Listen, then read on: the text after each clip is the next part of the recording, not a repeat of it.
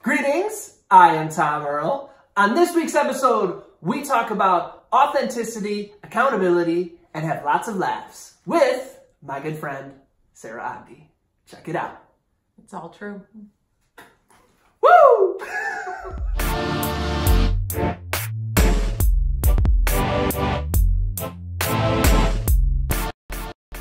Greetings, I am Tom Earl, and this is my year of grace. We know you could be anywhere, so the fact that you are here today, sharing your greatest gifts, your time and energy means the world to me. I hope you know that in this moment, just where you are appreciated, you are valued, and you are loved. As you can see, hear, sense, feel, experience, I'm not alone. I have an amazing guest. She goes by the name of Sarah Ogdie. Brr, brr, brr, brr. Here I am. That's Sarah, and I'm Tom. And that's a wrap, folks. Thanks for tuning in. Great show, everybody. Thanks so much for the invite, Tom. Thanks for coming. It's an honor to be here. Handshake. It was a good handshake. Well, let's just do like a bonus. The show's ended, but let's do bonus B-roll. I like it. Extended footage. Exactly. So, for those who don't know you and haven't had the wonderful opportunity, can I introduce them to you via bio? Sure. Okay, awesome. Here we go. Sarah is a passionate bridge builder, skilled at bringing people together in ways that promote empathy, while also challenging existing structures of power and privilege to create equitable communities. She deeply believes in modeling the impact of intersectional feminine leadership and has over 10 years of extensive experience in facilitating cross-cultural dialogue with diverse groups. At the end of 2018, Sarah concluded 8 years of service at Community Tampa Bay. Regular listeners on the podcast will have heard Community Tampa Bay brought up many times. I feel like two big themes on this podcast is like all roads lead back to either Community Tampa Bay or Wally B. Noted. I'm on it. People were like, oh yeah, and then Anytown. Or they're like, oh yeah, then Wally B. Over 5,000 youth have participated in dozens of interactive, school-based youth leadership conferences Sarah has led.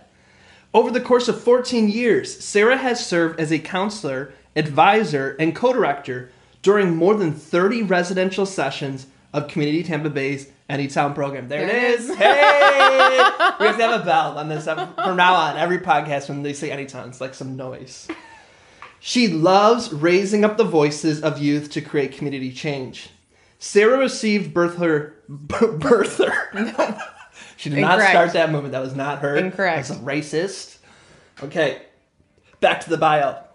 Sarah received both her bachelor, ooh, a little poetry in this bio, and master, continues, both her bachelor and master of social work degrees from Florida State University. She has previously been a certified facilitator of the 7 Habits for Highly Effective Teens curriculum, a national life entrepreneurship trainer, and a courageous conversations about race affiliate practitioner. She was a New Leaders Council Tampa Bay Fellow and just completed a term as the vice chair. I hope this isn't disrespectful. I'm loving every minute of it. It's been a wild ride from start to finish, and I know my bio, so surprise around every turn. And the funny thing is, we've been laughing so much, I'm like out of breath reading this. Like, this feels like a workout. Okay. Let's bring it back. As the vice, I don't know why vice chair is such a fun word. Just skip it. Vice chair of the National Diversity Committee. In her spare time, she... We are not on drugs. This is the power of friendship. You just laugh all the time. She enjoys running her own Etsy shop and playing video games. All true. That was really fun. That was the most exciting time I've ever read my bio, so thanks for that. My pleasure. So I always tell my guests that there can only be so much captured in a bio. So what are some things that a bio can capture? Like, if you really knew me, you'd know that. If you really knew me, you'd know that relationships are the most important thing to me. So I believe firmly that relationships can and do change the world. And I think that that's something that even if you write those words, it doesn't fully capture. And so I feel like in a lot of my choices and my decisions, that's what's driving them. I've got to work at some really awesome organizations that believe in that. Relationships change the world, the power of relationships. What does that mean beyond the phrase for you? What that looks like is bridging people who have different experiences genuinely creates empathy, and not like the buzzword empathy, but genuinely creates a feeling that my well-being is tied up in yours. And it's that interdependence that I think when people genuinely believe it and feel it, creates a motivation to social change that can withstand barriers, that can withstand challenges, that can withstand the things that come with trying to be involved in social justice. You said something about empathy, not the something. Buzzword. Not the buzzword. What do you mean by that? So working in the nonprofit sector, I feel like empathy is really often kind of thrown around as, oh, we're increasing empathy. And my question is always how, and what does that look like? And how do you know that someone feels empathy for somebody else? And so, in looking at grant writing, it's one of those things that it's like, hey, we'd love to see things in this realm, but that it's not actually going deep enough, and that it's usually masking something that's more like superficial do-gooding versus actually genuinely being invested in someone else's experience and feeling like you want to make everyone's experience better. So a lot of people feel that, building relationships or empathy, like we don't have time for that kind of stuff, or we don't need that, or that doesn't really lead to systemic change. And I know you've reflected on things like this too. Do you mind exploring some of your thoughts about that? Yeah. I mean, I definitely think it's a valid concern because there seems to be a tendency, and a lot of times when I hear this criticism, it's because folks are looking very myopically and saying like, oh, we just need to be treating everyone with light and love, and we just need to be treating everyone kindly, and ignoring systemic and structural barriers. And so I definitely think that in those situations, it's a very valid concern and a very valid criticism.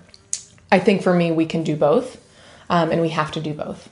So I think we need to be challenging structural inequity at every single level, and that has to be happening. And one of the ways that we gain traction within our movements is by bringing people in with relationship. And I think a lot of folks with privilege, so thinking of myself with my white privilege, it's important that I'm talking to my family about whiteness. It's important that I'm talking to my family about race.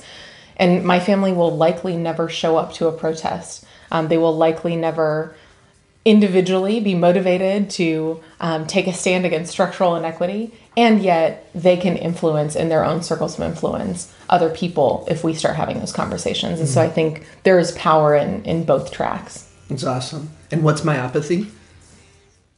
What's the word you said? That's a great question. The way that I was using it was very focused, like to looking at something in a vacuum. Okay. Which might not be the right use of the word now that you're asking me about it. I think that's what it means. So I see what you're saying. So why don't you take us a little bit back to how you got into this work? Because when I hear you talk, I listen. You know what I mean? I really feel that you're someone who really has a complex and nuanced understanding of change work and facilitation. And so I want some people to kind of right away get some of that respect early on for you as well. Oh my gosh. So I have the context. Yeah. So for those who don't know, maybe you could share just a little bit. And this is not a pressure. This is more like a building relationships with people through storytelling. Of course. So I feel like I grew up in a very average, middle class, white privileged household that just didn't talk about a lot of these issues. So I was certainly taught to treat people fairly and with kindness, but with no structural lens whatsoever. And around the time that I was going into high school, late middle school, early high school, I started questioning my sexuality. And by that, I don't actually mean that I was questioning it. I mean, I started realizing that other people didn't have my sexuality. So I just thought that everybody was attracted to men and women. And it was around the late middle school, early high school phase that when I would talk to other people, I was realizing that I'm like, oh, you all don't like girls too? Okay, got it. Just me then. So it wasn't necessarily something that I was figuring out. It was more like, oh, I just assumed everyone did this. And so at that same time, I went to Anytown, ring the bell. And so I started to be introduced to people who had similar experiences that I did, and started to gain some of the language that I needed to identify my own experiences. And so I came out when I was 14 as bisexual at the time. It's not that I don't identify that way now. I just more identify with the term queer. But I came out as bisexual at the time and found a lot of support in social justice communities. And those communities, over time, were incredibly compassionate and incredibly accountable. And they called me out on my bullshit a lot of the time and allowed me to become a better person.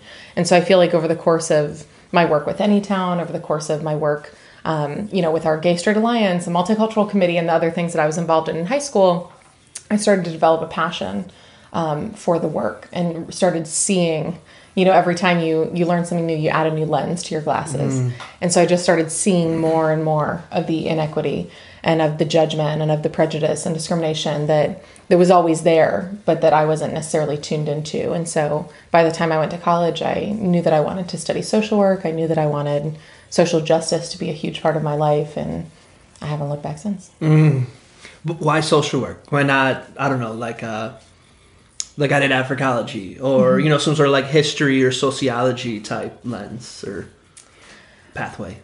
Yeah, it's a great question. So I love social work. When I first heard the definition, it was presented to me as working with people who are vulnerable, oppressed, or living in poverty. And at the time, I couldn't think of a job that I wanted to do that wasn't including some of those elements. But I think social work specifically for me, as opposed to other fields, it felt like the most relationship based, where it was like you can be a social worker and be at the Capitol advocating for policy reform. You can be a social worker and be a therapist and help people unpack what they're going through. You can be a social worker and do community organizing and run small groups and work in nonprofit. And so it just felt like in a lot of different aspects of the movements that I wanted to be a part of, social work was present and could be present. And so I just felt like for a lot of people, they're like, oh, don't you want to pick something more broad? Like that feels really specific. And for me, social work has always felt so broad. Like it feels so broad that I, for a long time, struggled with what part of social work I wanted to work in. And so it just felt like the thing that married hey, we acknowledge that there are cultural and societal restrictions that happen and that are placed on people because of discrimination. And then at the same time, we acknowledge that relationship and that humanity is important. And I feel like some of the other, like I explored psychology, I explored sociology, and I felt like psychology was too individual and sociology was too broad, and social work was right in the middle. We had a social worker on previously. Oh, yay. And hi, other social worker. Samaya. If you want to check that out, tomrell.com/Samaya. I definitely will. And that's, I would say, everybody loves all the episodes because the guests are super awesome. So that's an affirmation to them more than to me. But that was one of the most popular episodes. People loved hearing about that work. And one thing people loved hearing too is that social work isn't just like the counseling, the LCSW thing. That it's more than that. Yeah. And I am not an LCSW. I feel like when I first started telling people that I wanted to be a social worker, they were like, but why do you want to take people's kids away? And I was like, I don't want to do that at all. What are you talking about? And I watch a lot of Criminal Minds, Law & Order SVU, and the social workers in the media are always horrible and, as we were talking about, racist and are never doing the right things, it seems, in the media. And so not that case management is not a noble passion and that, folks can do good work within that side of social work, but that's not where my passion is. I feel like my passion is using the profession as a way to advance social justice. There's one story you told me that's always stuck with me. So I'm going to try to remind you, and if you feel like telling it. Okay. Somebody came in, and I think they were talking about working with sex workers. and I think it was a police officer. Do you remember this story? I do. Do you mind sharing it? Sure. So, oh, bless. So this was in a college class. And I think the college class, it might have been chemical dependency. Topic doesn't matter. But the professor had a police officer come in who was talking about his experience, working on the streets of Tallahassee. And through the course of his presentation, he had a PowerPoint presentation. The beginning of it was just kind of run-of-the-mill police stuff. But then he started showing people's mugshots and describing the crimes that he had arrested them for. And at the time, I was also working with Food Not Bombs in Tallahassee, which is an organization where we were cooking vegan meals and then eating them with people in the park, some of whom were experiencing homelessness. And so I was seeing the whole point of Food Not Bombs when I was involved with it was relationship based. It was saying, hey, can we eat with people? We're not serving anyone. We are building relationship. And so I felt like the folks who I was interacting with in the park on a weekly basis, we would play cards together. We would spend time together. And this police officer started showing these mugshots, and I was seeing some of my friends from the park. Wow. And he's, putting their business out there, in my opinion, which, yes, public record and all of this that he, was trying to tell me. But to me, it felt inappropriate. It felt unnecessary. It felt offensive. And so I raised my hand and I asked him, I said, what do you feel like you're doing if you're talking about arresting these folks? What do you feel like you're doing? And he's like, well, I'm making the community safer. And he moves on. He goes on to talk about one woman who he had arrested for prostitution, his words, for the 100th time. And she got in his car and he goes, it's the 100th time I've arrested you for this. And, he was making a joke about it and some people were laughing. And so I raised my hand and said, so if you're here to make the community safer, first of all, how is what she's doing making the community unsafe? And second of all, if you've arrested her for the same thing 100 times, how is that helping her? How is that changing anything? Obviously, this is going to continue, based on the 100 times in the past. So how do you feel like you're making a difference? And so we ended up getting into a back and forth a little bit until finally he got really frustrated with me just saying, hey, how do you, what is the point of your job here? Until finally he said, it's the law and the law is wrong and my job is to enforce the law.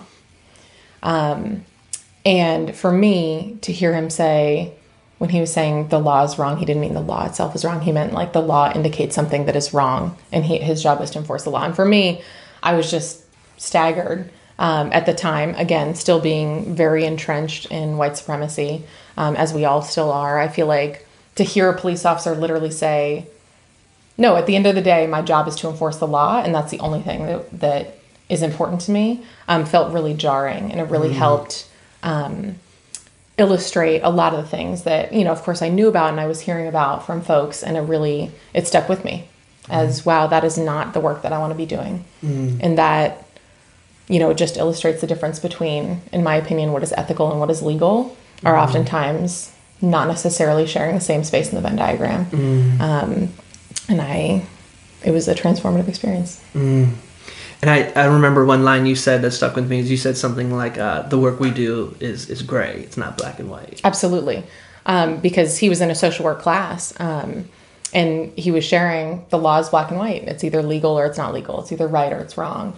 And I was sharing, well, in social work, everything that we do is gray. So there's no overlap here, as in it's my job to see context. It's my job to hear what someone's going through and to try to meet their need and support them as much as humanly possible in whatever field or whatever role I'm playing in that moment. It's not my job to tell them what they're doing is wrong and enforce a very black and white moralistic code. We had a past guest. His name is Lloyd Wilkie. He's a Black Lives Matter activist, and he does diversity education for police officers. More power to him. And he was talking about in Sosamea how the police have changed that policy, especially towards minors, where they don't arrest minors as sex work as criminal because they realize as a minor you can't consent, so you're not committing a crime. The crime is being committed against you. Have you seen some ways where things have progressed, or where these conversations we're having that are often hard and frustrating, and we get together and swear and process and vent, but you see the dial moving just a little bit? Yes, and Yes, and I'm challenged by that question because, not because of, like, I feel like I know you and I know where you're coming from, but I feel like often when I'm asked that question, it is in a way to minimize how far we have to go. And so it's, if I'm talking about the Me Too movement, or if I'm talking about equal pay for equal work, and somebody says, well, I mean, we've come so far in terms of women in the workplace that, I mean, shouldn't we celebrate that? Shouldn't we just take a minute and acknowledge the progress? And so it's not that I don't celebrate progress. When marriage equality came down, I was crying and celebrating with everybody else, even though in terms of queer rights, we have a long way to go. And that was one moment. So I'm not saying that moment wasn't powerful. It was amazing to live through that.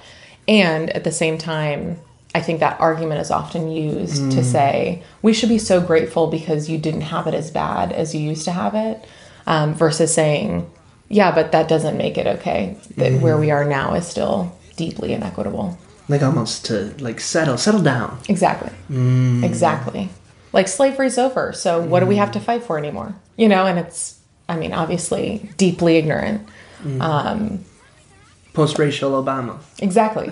We've had a black president. What could possibly be there to work on? Absolutely. Marriage equality has happened. What do you all want now? We've done the thing. Like, we've all proven that we're not homophobic. So what do you want? So I feel like, not that I don't enjoy celebrating. I do enjoy celebrating, especially with folks who are values aligned, who have fought for the things that we're celebrating. I don't enjoy celebrating as a way to minimize or distract, especially coming from folks who are not in the fight. And have as much privilege as I do. Fair. Yeah. Awesome. I appreciate that. Yeah. So you also had some other, do you want to speak about any other experiences or? It was very transformative. I feel like similar to, I feel this way kind of every year. Like every year of my life, I'm embarrassed by every previous version of myself. So looking back on who I was in college is deeply mortifying on every level. But at the time, I had a lot of transformative experiences.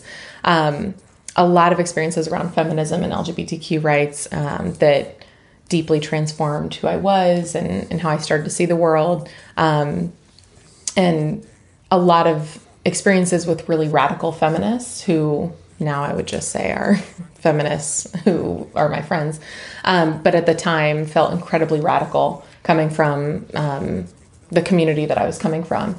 And just experiences with people who were like, of course I don't shave my legs and that's normal. And then the next person who was like, of course I put on makeup and that's normal. And getting to see kind of the whole spectrum of feminism and how you can kind of opt into any aspect of your gender presentation, for example. You can select into what aspect of feminism that you want to fight most for. You can choose what area that you want to fight for. And so I felt like that whole experience of getting to see that modeled in relationship was really powerful. And so then you graduate. Yep. And I think like a week later, you started Community Tampa Bay, right? Not even. It was less than a week.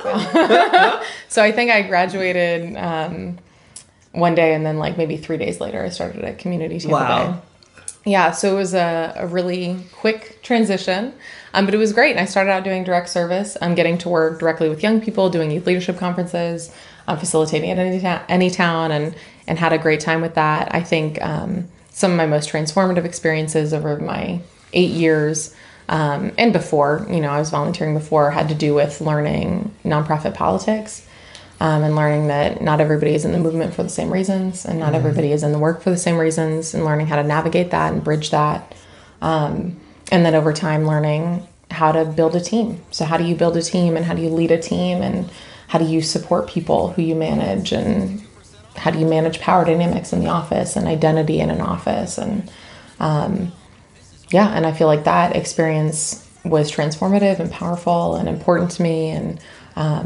And I truly loved the work. So I think the work that we were doing with young people was always something that I believed in, and that I still believe in. I still believe that it's important work, and that the folks who are there are doing great work with young people. Agreed.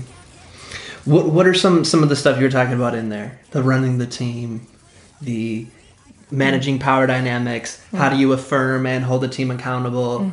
And the other thing too is like there are also a lot of people there that are your friends, to give context. Yeah. And very interconnected. So your managing of this person ripples throughout kind of like your whole social circle. Yeah. So any insights you want to share with the good folks listening? I definitely, so much, right? So when I became program director, it was at a really difficult time for the organization. So, because Tamara left. Y'all can't see her face that are listening. It's a no for me. So a lot of folks had left. But anyways, we had some really difficult transitions. We had lost a lot of funding. It was a really challenging time for the organization. I had a lot of survivor's guilt. We had a new executive director, hey Jen, who, I didn't know anything about. Luckily, we ended up working very well together. But for a long time when I was program director, I didn't have a team. It was just me and the ED just trying to do the bare minimum to run our programs and keep us afloat. And working tons of hours to do just that. So by the time I got to build a team, I was a reluctant manager, I would say. So I didn't want to be separated from the direct service. I didn't want to not get those experiences and hear those stories and be a part of that work. And I didn't want to be a manager in the really stereotypical sense of the word, until I kind of started creating what I call high affirmation, high accountability cultures. And so our teams adopted that as this is how we want our teams to run. We want to pour into each other's cups. We want to fill each other up. We want to build our relationship. And then we also want to be able to engage in really hard conversations when we need to, because that's a necessary part of the work. I feel like when I started reframing management as removing barriers. So it's my job to make other people's jobs easier, almost like facilitation. Yeah. So when I started reframing it as I have the power and I have the ability in this space to make it easier for other people to engage in this really hard work. I feel like when I was at my best, that's what I was doing. And to be clear, I was certainly never always at my best. So just like everything else, there were times that I was a horrible manager and there were times that I was a horrible team member. And, I think there were times when I really stepped into servant leadership and when I really stepped into humility. And so I feel like that experience was really transformative. And so now management is something that I enjoy. Leading a team is something that I enjoy because to me, there's such privilege in having the ability to bring people together. And I'll never forget, when I became our interim ED for a couple months, it was very scary. So we were losing Jen, who we all loved, who was an amazing leader. Everything was unknown about who was coming in.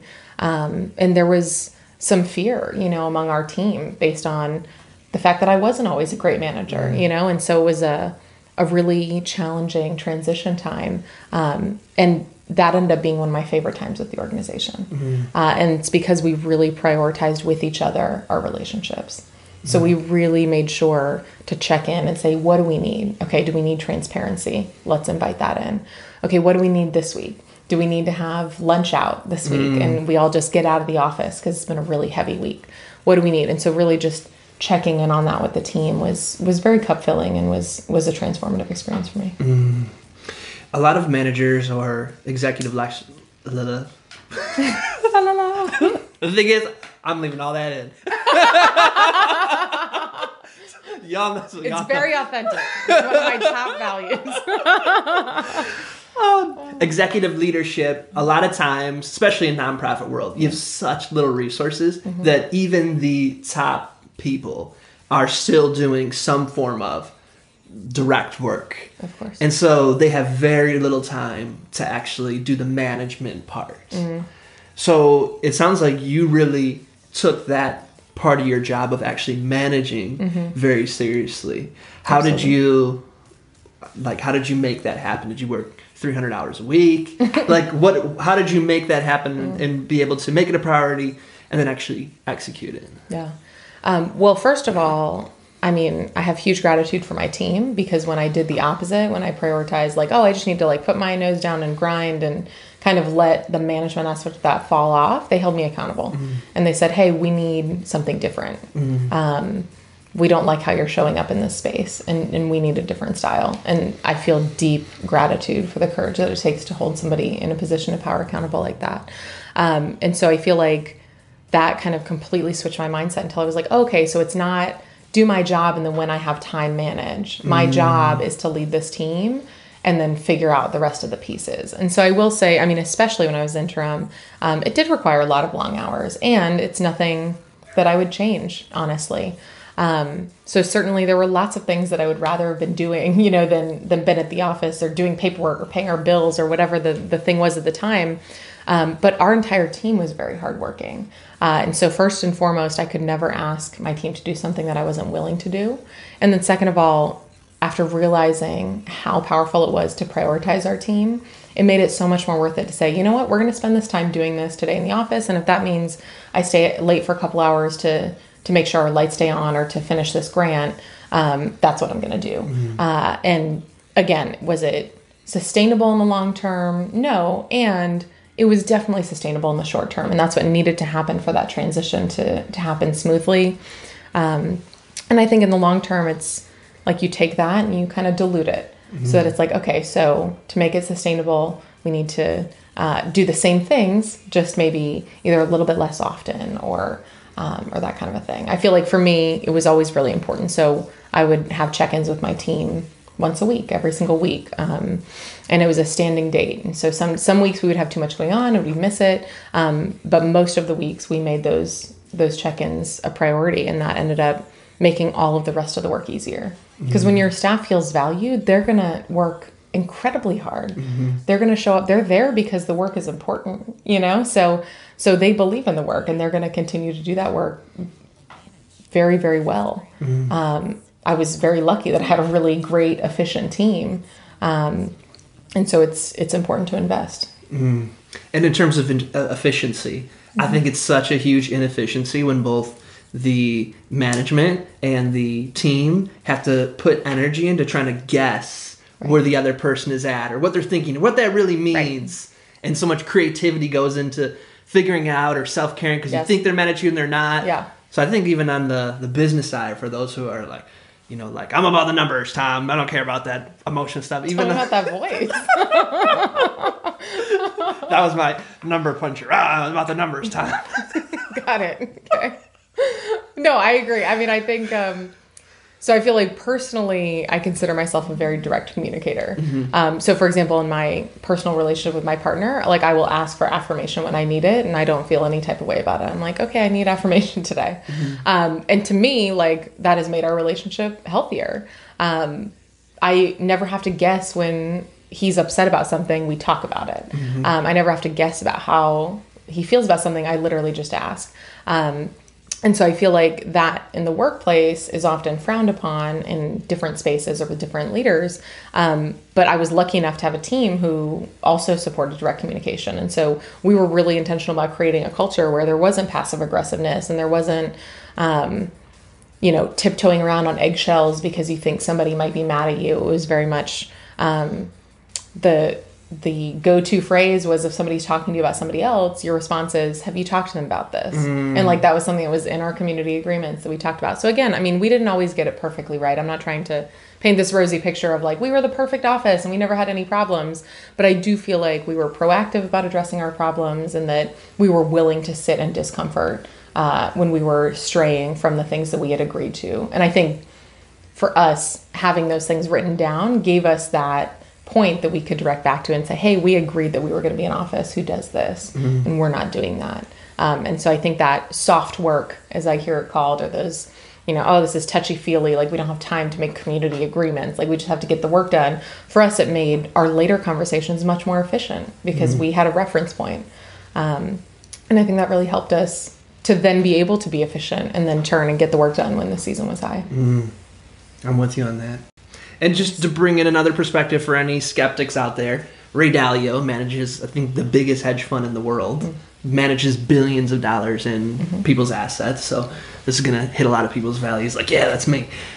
Their concept is radical candor. So anyone in the entire team, whether it's the like intern, can email the CEO and say, like, you know, you really sucked at today's meeting. Here's how I think you could have done it better. Mm-hmm. And they tell stories of he'll email Ray. That'll happen. And then he'll forward it to the whole team and say, how many people agree with this? And people are like, yes. And then he does better next time. Mm-hmm. So I think that in any line of business that what you're saying, I think everybody should be taking serious notes on. Mm-hmm. Radical Candor is my favorite management book. So the author, she talks a lot about what you're talking about and kind of balancing both the honesty side of things as well as the compassion side of things. And so that book changed my management style completely. That's awesome. Yeah. I always think of it as an affirmation accountability spectrum. Mm-hmm. And you have to like figure out where each teammate needs to be on that spectrum. Mm-hmm. Exactly.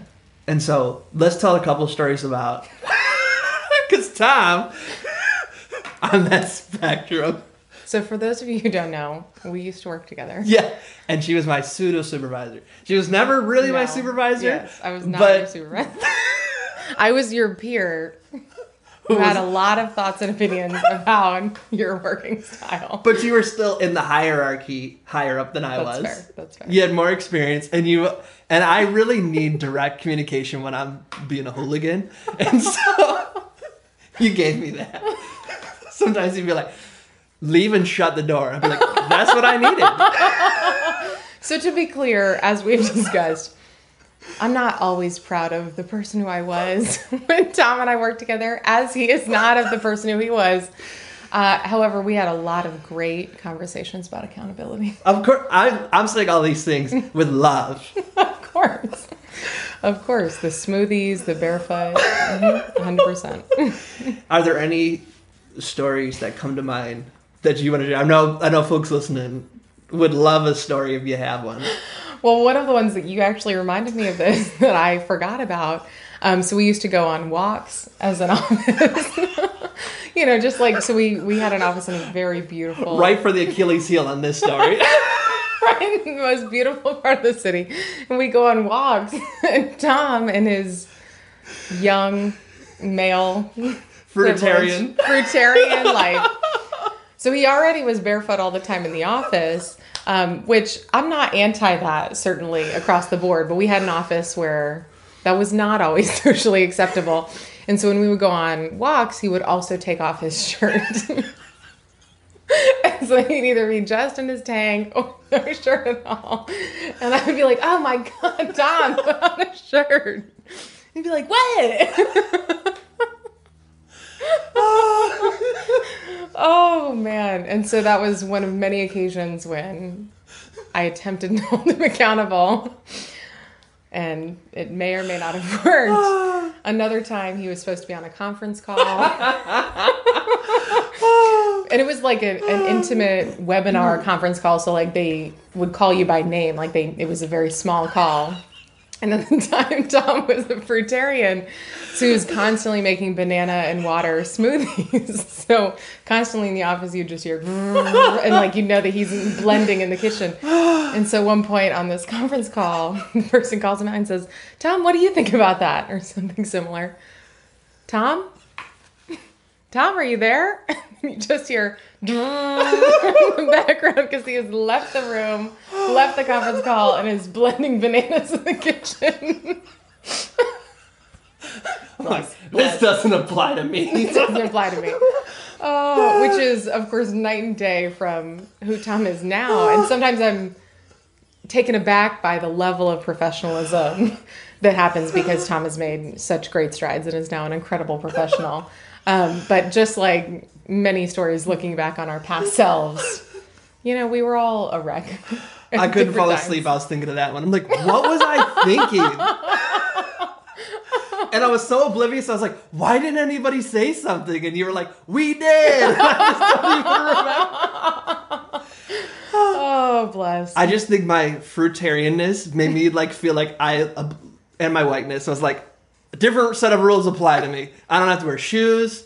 I need to get my vitamin D. Like, no, I'm a fruitarian. I don't know if you heard. That's why I don't wear shoes. I was like, I don't care. My most embarrassing story was so I used to, just eat like whole watermelons. So I just like slice them in half. As I did, slice it in half, put it on my lap, and just eat it. And so, which is delicious and nutritious. Jessica calls me into her office, our supervisor. This is our supervisor. Who's awesome. And hey, Jess. And she's like, so we need to have a talk. Our biggest sponsor for one of our programs at the time was the Tampa Bay Rays. Mm-hmm. And shout out to the Rays, doing great work. Yes. And we would meet in this like really fancy conference room, like probably the most expensive table I've seen in my life. In their corporate offices. Yes, like super, like across was where like the head, I almost said chef, but whatever the equivalent is in a baseball thing. Like that's where they were, like, like as C-suite as you can get, and across we'd meet with these teens. Well, I was running from meeting to meeting, so I'd slice a watermelon in half, put it on the table, and just eat during the meeting. And so they called our ED and was like, yeah, so there's this one guy. And a lot of clients have asked us, why is somebody eating a watermelon in there? And it's just not the way we like to start a meeting. So like this has happened a number of times. And then we go in and the table's sticky. Like, this is a problem. That was the most mortifying moment of that day. Oh, it's hilarious. It's interesting because I feel like, as we've grown as professionals, I feel like one of the things that I know that we've talked about, but that is also real, is a lot of the concepts of professionalism are intimately tied to white supremacy. And so I think it's interesting that you bring in white privilege in those examples, because I think a lot worse consequences would have come your way if you didn't look the way that you did. Of course. And so I think that, as we've reflected, and same for me, I feel like, when I had that conversation with my team where I was not being a great manager, I feel like that might have had very different consequences if I didn't have white privilege. And so I think it's interesting that kind of the passes that we get where, who I was in a past life is allowed to be because we were allowed to be young and immature and had no idea what we were doing. And, we were allowed to be jerks or be barefoot in the office or eat a watermelon in a corporate space. And so it's just a great reminder of so much work that we have to do and how much championing and bridging that we still have to go. Of course. Yeah. I'm with you on that. And I think of all the times where y'all held me accountable where I was like, no, like I must hold the door for women. And then Emma was like, so let me break that down for you. I'm like, go ahead. Here's what we're not going to do. I was like, oh, I see now. You are fully capable of getting your own door. So you're out here in LA. I am. Newly out in LA. You've gone through all these experiences of facilitation and team building and all of these kind of things. What are some ahas you've had throughout your 8 years on what leads to a facilitation program that actually creates meaningful transformation? Very simple question for you. Yeah. Let's unpack that. How much time do we have? 5 minutes? Okay. And just little things like, this. Somebody called me on the phone the other day and was like, I saw on the news this icebreaker. Can you tell me how to do it? Bless. So I feel like, facilitation is, we could spend a whole session on this, but I think some of the small pieces that to me help make a successful program or process, open-ended questions. So it that feels really basic, but it is very, very common in my experience that folks ask closed-ended questions or questions that have right or wrong answers. So in my facilitation, I always strived really hard to never ask a question that had a yes or no answer. So for example, in one of our workshops at Anytown, ring the bell, we were talking about mass atrocities and genocide. And so instead of asking students, like, what are examples of genocide, then you might get an answer like the Civil War.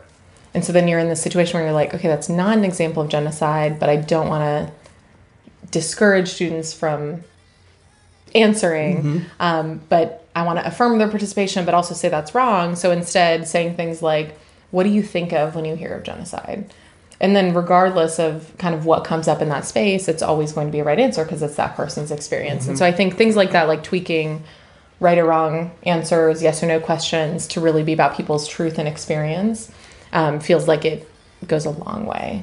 But that sounds like open-ended questions 2.0, because when I was for years introduced to open-ended questions, it's like, make sure they're not, yes, you can't answer them in yes or no. But I loved how you told me this summer when you saw me facilitate, like, hey, that we're trying to not just yes or no, but that it's not a question where you're setting people up for a right or a wrong. I thought that was really badass, and now once you hear it, you can see it where people are like da da da, and you're like, I feel like there's an answer you want us to give. What is it? Well, I think part of the privilege of the work is getting to hear people's experiences. And so when I'm facilitating and my job is to make it easier for us to engage in this conversation, I'm frankly more interested in what you think of when you hear of genocide than just getting, different examples that you might have read about or thrown out there. And obviously that's just one example.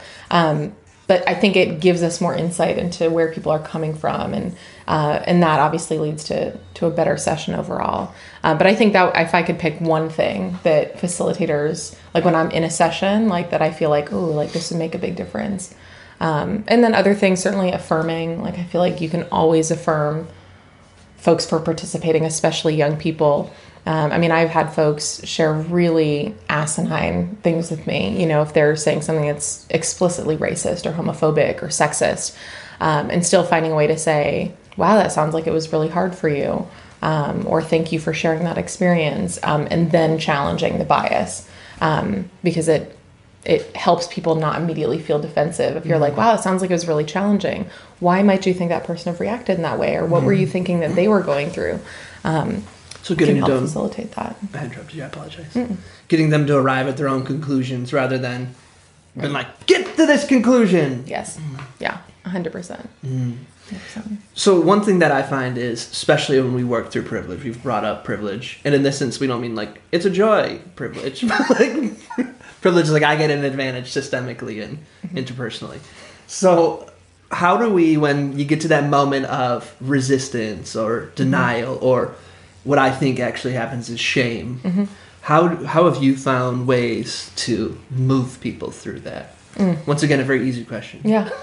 We're just hitting all the easy ones right here at the end. Well, first of all, I appreciate what Brene Brown says, that empathy is the antidote to shame.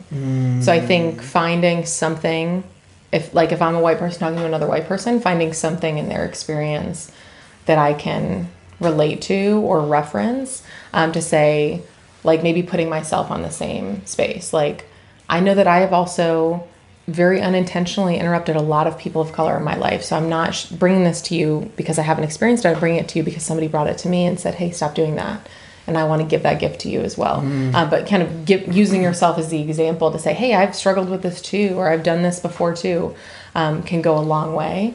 I think it's a little bit different when you're speaking with somebody who experiences more privilege than you in some way, because then I think we get into emotional labor, and it's not necessarily always it's never the job of folks who are experiencing oppression to educate the people who have privilege. But I think in the conversations that you're talking about, it's folks who have a privilege level that mirrors ours. And so then I think it's our job to bridge that.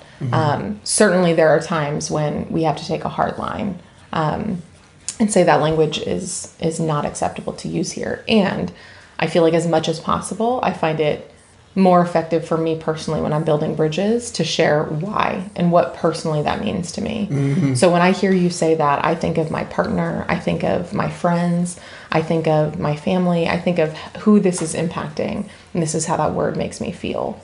To me, something like that goes further than, that's not PC, so that's on the do not say list. Which is ever changing and folks have a lot of opinions about, versus saying, hey, there's a reason that there are certain words that make people feel a certain way, and there's context and there's history and there's meaning behind those things, and those things are valuable and important, and that's what we need to spend time talking about. I just saw on Tumblr a teacher talking about, I don't know if they originally were talking about on Tumblr. They were Tumblr Live. I don't know why I felt the need to just clarify that. Wasn't actually a teacher on the Tumblr. But they were talking about how their students, I think they were like under 5th grade. And what's that racist YouTuber, PewDie or... PewDiePie. Okay. I'm very good at names. I think it's PewDiePie. Okay, so how their students like worship this person. They think he's hilarious. He's so good at memes. And so they'll repeat the things that they say. And the teacher will say, oh, hey, I heard you all saying this. Did you hear it from this person? Yeah. Or so she must say like, oh, where did you hear it? Oh, this person. And they'll say, oh, this is actually what this word means. And this is when you say it, these people, and then they're like, oh my God. And she said then she'll never hear them say it ever again. And that's what it reminds me of. She's like, you know, that they're just repeating that they don't know. And then they think it's fun, it's slang, it's part of the culture. And then when you break it down for them, that like you're saying that empathy, like, oh, I don't want to be an asshole, so let me not say it anymore. Yeah. So I completely agree. I'm a big video gamer, and in a lot of video game chats or Twitch chats or live stream chats, it can be a really toxic environment for race, for gender, for, I mean, literally any aspect of identity. And I genuinely believe that it's because in that sort of an environment, you're lacking relationship. And so like you're only saying something to get a laugh or to get people to share it or to repeat it.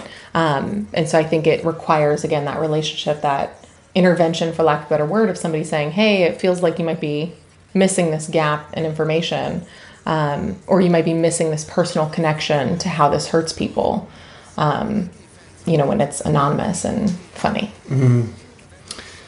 We're going to round it up here. I got 5 sets of questions for you. Y'all on the podcast are missing these amazing facial reactions. I can't wait. Chapter 1. First question.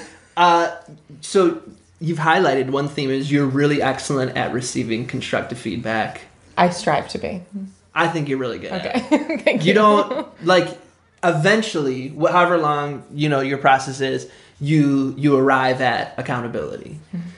Do you mind sharing any insights into your process, any tools? Because, you know, I think a lot of people, especially, you could get called out, like, virally. You know what I mean? This is my biggest fear. I know I'm going to go viral for something. I think it's a lot of ours. Yeah. And so that fear of, like, oh, if I make a mistake, I'm a mistake, my career's going to end. So I think just a lot of people aren't even getting in the work. They're like, I'm just going to stay out of this. Yeah.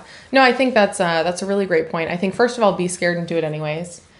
Second of all, really assess the risk. So in my world, if I go viral for something messed up that I said, it doesn't change the fact that it was a messed up thing that I said, you know, that I need to be held accountable for. And that the risk is likely not going to be to my life. And that, you know, when I'm thinking about if I am in racial justice work and I accidentally say the wrong thing, that's different than going to work every day and having black or brown skin, existing in the world and having your life be threatened constantly, being microaggressed by people who care about you. I mean, that's a completely different racial experience that has much greater risks than like me accidentally saying the wrong thing. So I think being scared and doing the work anyways, assessing, is this really just going to be a risk to my pride that I might say the wrong thing and be held accountable, or is this a risk to my life, which it most often is not when we're talking about racial justice for white people. And I would say take a really big dose of humility. So as somebody who has an egregious amount of pride, I feel like humility has been the best antidote to me to defensiveness. What was the thing? Humility. Okay. Pride. Humility is the... To me, it is the antidote to defensiveness. I love for myself. That. Has anybody said that before? Not that I know of. But... Coin. Humility is the antidote. I'll Google it. I'm going to Google it. What? Humility is defensiveness. Humility is the antidote. I'm sorry, I'm ruining your moment. No. There's no. This but that is was the awesome. Moment. We're in the shared moment. Is the antidote to defensiveness for me personally. So okay. I feel like because I have so much pride, as I think many of us do, when I'm being held accountable, it's not that I never feel defensive or I don't want to explain myself or I don't want to say, oh, I didn't mean that. It's that I know that in that moment, the impact of my words is more important than the intention. And if I just take a beat, accept some humility and remember that I genuinely believe this is a gift and that this person is giving me this gift to make me a better human, that I feel like it allows you to step into that humility more than the defensiveness. So I think that is what I would invite people to do. And again, I don't always get it right, but when I'm my best self, when I'm living my best life, I feel like that is what I'm doing that enables that. I love that. It's such a good reminder to remember that, like, my ouch, I said something bad never hurts as much as, like, the person who experienced the ouch. Exactly. And for me, that's a big one because people, intention is such a big thing, but that your actions matter more. 100%. And I just had to just use an example. There was this woman, or I assume she was a woman, and she was holding like a ton of boxes. It was like, like up to your eye level, and was like fumbling to open her door. And I was like right there. So I said, "Oh, do you want me to hold your boxes while you open the door?" She's like, "No, I'm cool." And then a door came over and was like, "Oh, Tom, you're so nice. That's so sweet. I know you like offer to help people. My husband, that's so nice of you." And then we started walking. I was like, "Did you like think I was hitting on her? Like, were you like being like, this is my guy?" Like, arrogant of me. And she's like, "No, just in case." She was like, you're like being like, "Hey, let me go to your door. And like, as you walk in, I'll stand here." So I just wanted her to like clarify that like, you're just being a nice guy and I'm also standing right here. And I was like, oh my God, like, how could I have not thought of that perspective that like, it's like true. My intention was like, oh, let me be a friendly neighbor. Like you're like 2 doors down from me. So let me try to be friendly. But it's like, because I'm a guy, what might that be perceived as, or how might it impact that person? And it's, like moments like that really helped me to think that context and that self-awareness has to inform it. Yeah, absolutely. And I think remembering that we're never going to know all the things, because first of all, you don't have the experience of living your life as a socialized woman. And at the same time, even if you did, you don't have the life of living as every single woman. So even my experience, that would make me uncomfortable as well. But I could name 5 women who would be like, yeah, absolutely. Thanks so much for the help. And so also remembering within everyone's identity, there is a diversity of experiences. And within all the things that we're thinking of, we're never going to know all the things. And so that's not a reason to stay out of the movement. It's not a reason to not try just because we don't know how things are going to land. That's the work. The work is prioritizing impact over intention. And the work is being willing to sit in discomfort. And the work is being willing to confront our privilege all day, every day, if that's what it takes, if that's what is happening, because people of color don't get to take off their color and live in a world without racism. And so I feel like it's a very small price to ask, in my opinion, for us to be able to be in the work, is that, risk to pride, as it were. Yeah. I agree. Yeah. So second question out of these 5. I forgot. So you really own your awesomeness.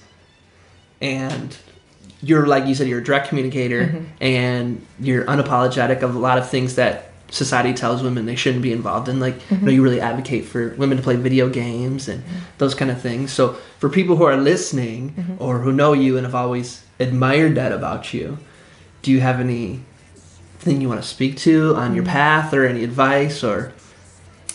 That's a great question. I think it was Glennon Doyle who said one of the most revolutionary things a woman can do is not explain herself.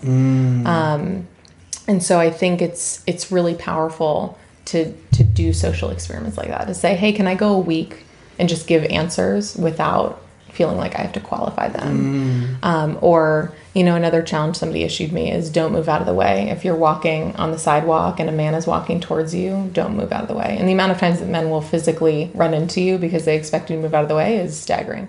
So I feel like things like that are like the little things that, you kind of see every day. But I think the bigger sense of that to me is always coming from a place of values. So I feel like I was a much more insecure person for a long time before I established my values.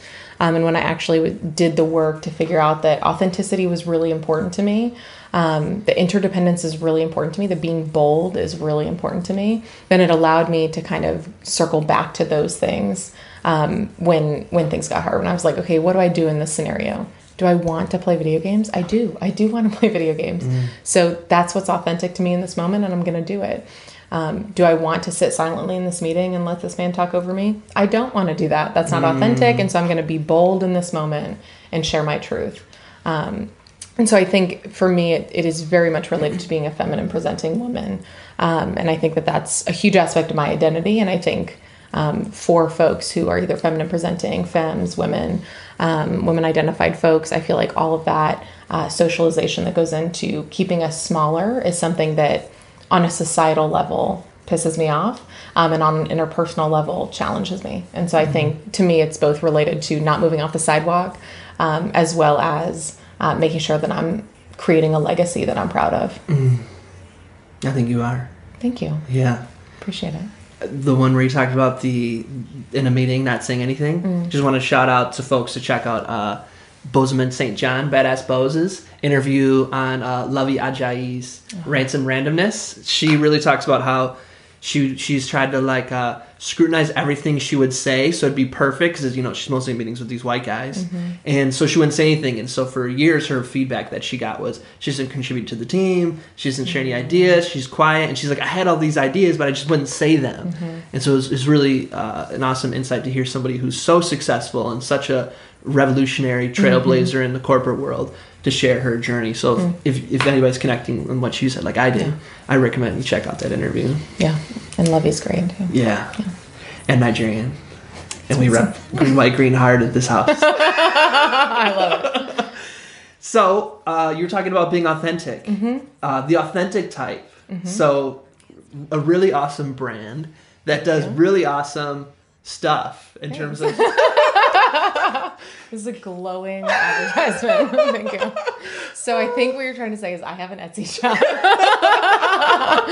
So it's called The Authentic Type. And it's definitely a passion of mine. So I feel like I've always loved being creative and making art, and finding different ways to write in different letter forms. My dad was actually a sign maker. And so I grew up with, when I would come home from Girl Scout camp, he would make a welcome home sign with typography and all that kind of stuff. And so I've always been really interested in that. When I was working for Community Tampa Bay, if I may, I would say I was known for my flip charts. So. I'm connecting so many dots. I used to, before I lived with Adora, used to have flip charts as my art decorations. Oh, that's intense. And I had a couple of years that I'd moved from house to house and would hang in my... Adora was not down with flip charts as decoration, that's but appropriate. Now it makes sense. And that was okay. Yeah. So that was, when you are working a lot of hours, that's your creative outlet as you find a space in your day job. But, I've had the privilege to kind of now get to do it as a side hustle, and it's really just in the infancy stages, but I'm really looking forward to making more prints and, making cards and really expanding it. So it's been a lot of fun. Could you tell us a little bit about your process? Because it's very beautiful. So here's an example. Sorry, folks on the podcast, we'll show notes where it is, but this is an example. This is one I bought. Past guest, Sam, TomRail.com/Sam and TomRail.com/Samara. You'll find both those interviews, so y'all might be familiar. So how do you do that? Do you start off with a marker? Is it a computer come in at any point? Yes, all of the above. So first of all, shout out to Sam for this amazing collaboration where we worked together with her lines from poetry and some of my lettering. So that was a really fun project. In terms of how I make the actual art, it really depends. So I feel like most of it starts with markers. And it literally might even be like Crayola markers. So I thought I held myself back for a long time because I thought I had to have really expensive tools. And then found that just a piece of paper and any marker I could find was sufficient. And so I feel like it usually starts out with a sketch with some kind of markers. And then depending on the print, so a lot of times I'm just practicing. I'm just playing around with letters, posting on Instagram. And so it usually just stops there. But if I wanted to actually make it into a print like these ones, then I do digitize it. So using Illustrator, make it into a vector, add anything or clean it up in any way that I want, and then it's available as a print. So I feel like it really just depends on the work and the piece and what I'm trying to do with it. That's wonderful. And just a little example of times you've been such a good friend for holding me accountable. Oh gosh. Is I shared somebody who did something and I forgot to tag them. And you messaged me in a very compassionate way, hey, as an illustrator, it really means a lot to me when people tag me. Can you go back and tag that person? So I did. And now I make sure every time that I do that. So I appreciate that. Yeah, no, it's that's a passion of mine that I've certainly messed up on in the past, especially on Tumblr. Just not crediting people. And so I think especially when it comes to quotes that are written beautifully, we don't think about there was somebody who made this, there's somebody who put time into making this beautiful. And that, there's so many apps now that can do it that, sometimes we can just throw it together in Canva, but a lot of times it's actual, hand lettered art that folks have made. And so I think it's important to credit artists. And even the good ones in Canva take time. It's true. So, third question. Okay. I'm sticking to this. Okay. It's commitment. You might have heard me say this is my year of grace at the beginning. And so together with my guests, we explore what each of my yearly intentions are. And in fact, last year, it was both of our year of courages.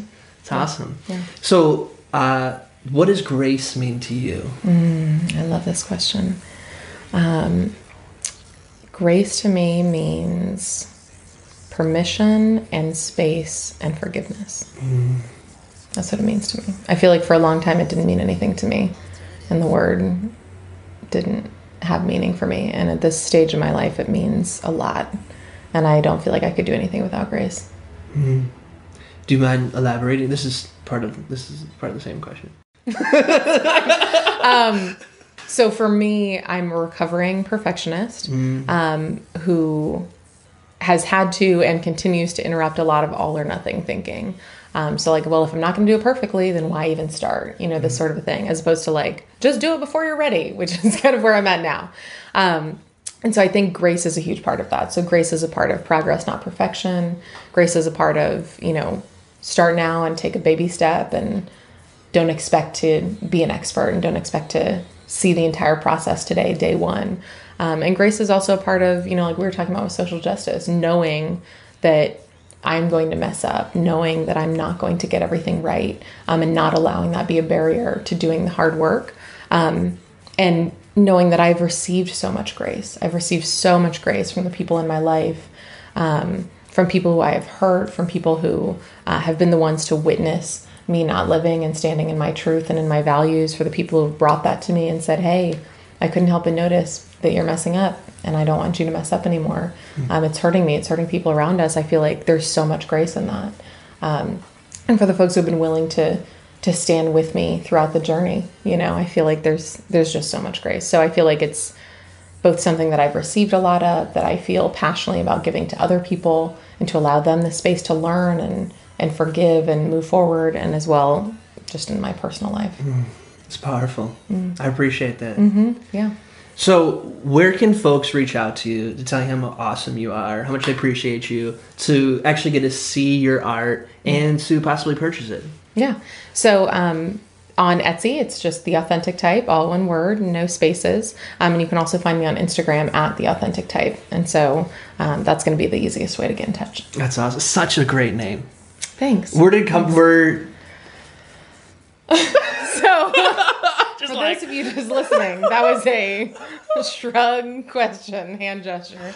So actually coming up with a name that I liked was one of the biggest barriers that kept me from launching the shop. So, one of those, a fake barrier, I should say, from launching the shop, an excuse that I used to tell myself that I couldn't launch. And I played with a lot of different things. I just couldn't find something that really spoke to me in the way that I wanted it to. And so then I just went back to my values, and authenticity is always my number one value. And type, obviously, it's the authentic type. It's kind of a pun. I love puns. In addition to its typography. So it just felt right. When I landed on it, I was like, this is it. That's awesome. Yeah. I just heard there's this great podcast called something like How It Was Built or something with Roz Guy. And I was listening. He interviews a lot of women, which is awesome because I love hearing women entrepreneur story.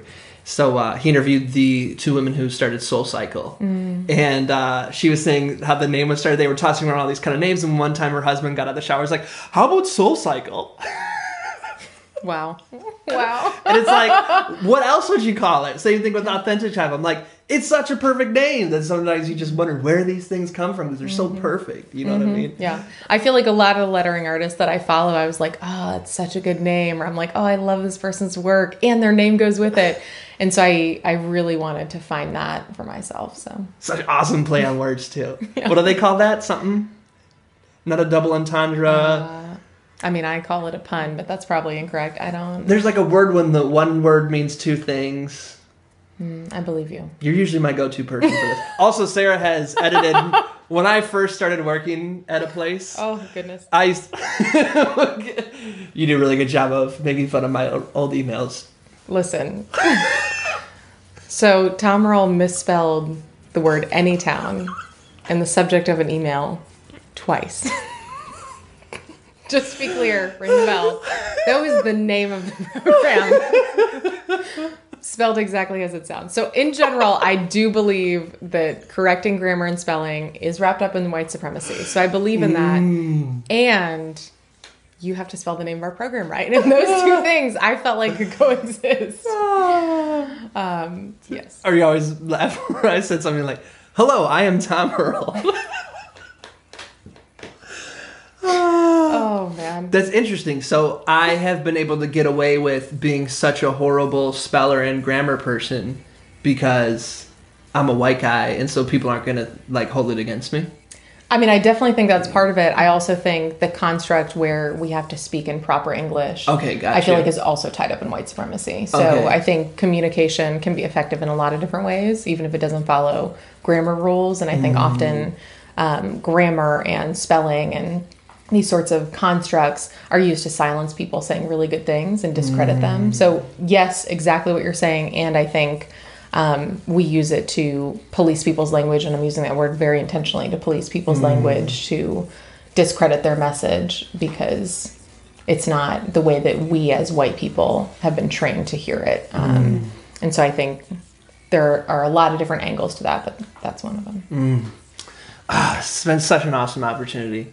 We got to do a part 2 sometime. Let's There's do it. so many things we didn't get a chance to talk about. This is such a good time. So though. many stories we didn't get a chance to go into. Is there anything else on your mind or your heart or your intentions that you wanted to share about anything? Yourself, me, life? Is there anything you didn't get a chance to speak on that you wanted to speak on this one before part 2?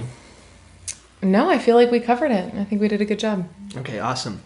So, just once again, thank you so much. It's a leap of faith. Yeah, no, thank you so much. I appreciate the invitation. It's been an honor. My pleasure. And truly, you're one of somebody whose opinion and friendship means the world to me. Thank you. I think everybody I've told Adora many times before you moved here, I was like, everybody should have a Sarah with an H friend.